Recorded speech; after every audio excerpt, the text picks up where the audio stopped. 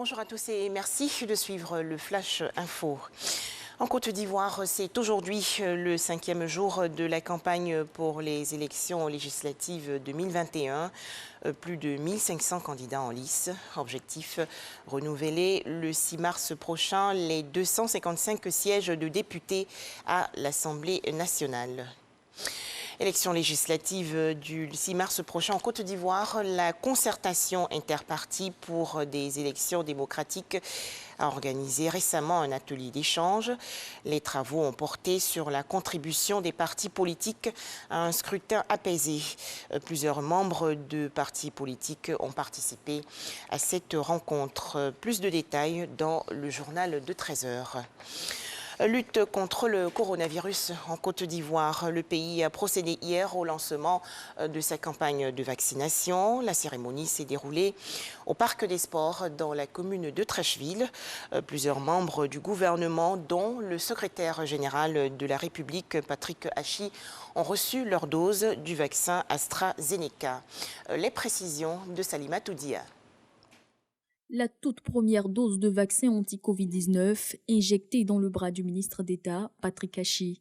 Le geste symbolique vise à rassurer la population. Je ne sais pas si c'était l'infirmière qui était experte, mais je n'ai senti aucune piqûre, je dirais, dans mon bras. L'exemple sera également donné par les ministres. Celle qui va recevoir ses premières doses, d'être rassurée. Vous savez qu'un vaccin, c'est pour renforcer le système immunitaire. Ça veut donc dire que c'est pour protéger la population. Lorsque ce vaccin sera généralisé, invitez tous les jeunes à se faire vacciner. Les rumeurs qui circulent sur les vaccins, notamment les effets secondaires, etc., vous venez de voir, nous-mêmes venons de nous faire vacciner. Donc nous tenons notre vie. Et donc si nous sommes vaccinés, c'est parce que nous avons eu toutes les assurances que ce vaccin, il est bon. Le moment est solennel pour la Côte d'Ivoire, qui rentre ainsi dans l'histoire en étant le premier pays à procéder à la vaccination avec le mécanisme COVAX. À la vérité, un sentiment de fierté. Fierté pour mon pays. Les résultats sont au rendez-vous. Aujourd'hui, la Côte d'Ivoire est tout de même reconnue comme étant l'un des pays qui a le mieux géré cette pandémie à coronavirus. 10 jours de vaccination sur le site du Parc des Sports de Treichville. L'efficacité du vaccin est prouvée, nous diront les partenaires au mécanisme COVAX. C'est un vaccin qui est passé par toutes les étapes de son homologation. Et c'est d'une rigueur scientifique extraordinaire. Et à la fin, il y a tout un comité d'experts qui siège au niveau mondial et qui atteste de l'innocuité de ce vaccin-là. Le vaccin va également éviter les formes sévères, donc éviter les décès.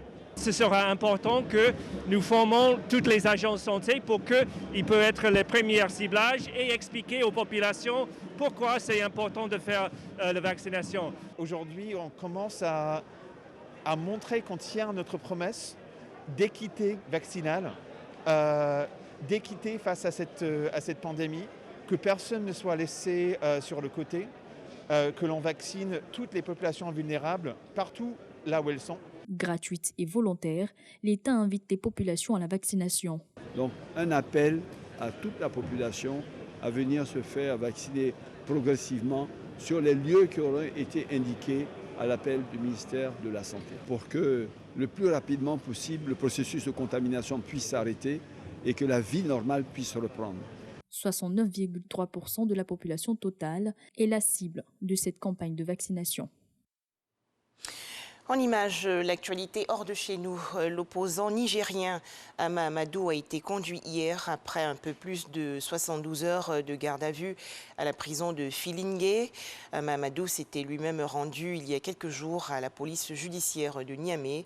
L'opposant nigérien Ama Amadou est soupçonné d'être l'instigateur des troubles survenus au moment de la proclamation des résultats provisoires du second tour de la présidentielle, résultats contestés par l'opposition. l'opposition.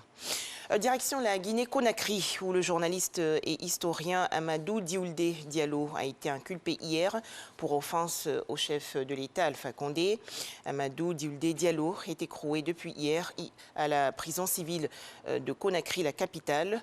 Ses avocats dénoncent une violation de la loi sur la liberté de la presse, loi qui interdit l'emprisonnement d'un journaliste pour délit de presse.